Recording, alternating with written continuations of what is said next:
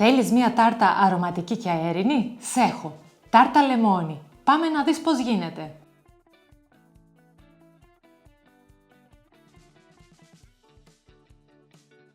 Για τη βάση, ρίξε στο μούλτι τα μπισκότα μαζί με λιωμένο βούτυρο και άλεσέ τα.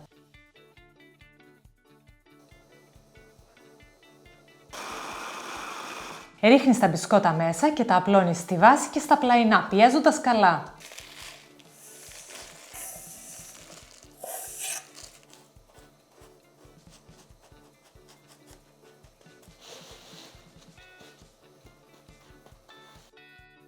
Για τη γέμιση χτυπάς τους κρόκους σου,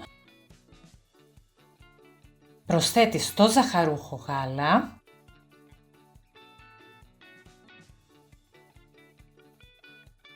το ενσωματώνεις στο μείγμα, ρίχνεις το χυμό λεμονιού και το ξύσμα του λεμονιού.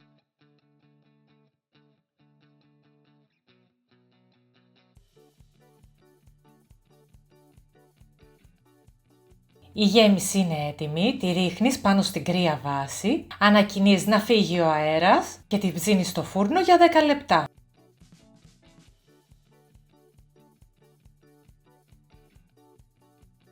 Σε άλλο μπολ ρίχνεις τα ασπράδια, τη ζάχαρη,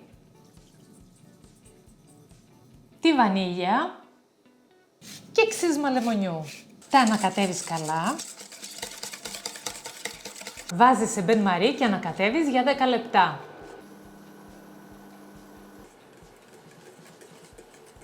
Όταν κρυώσει το χτυπάς σε μαρέγκα.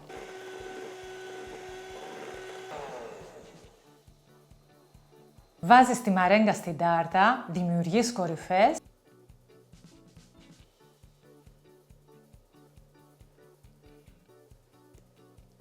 Για να πάρει χρώμα από πάνω, αν έχεις καμινέτο, την κάνεις με αυτό. Διαφορετικά, τη βάζεις στο γκριλ.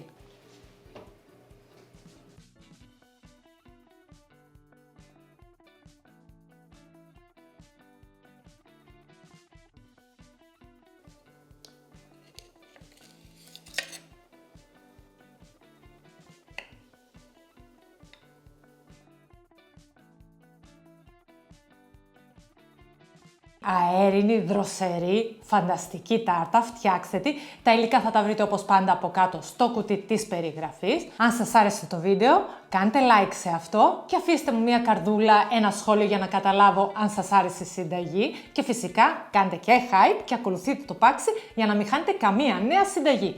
Εμείς θα τα πούμε σε μια επόμενη, μέχρι τότε να περνάτε καλά και να τρώτε καλύτερα.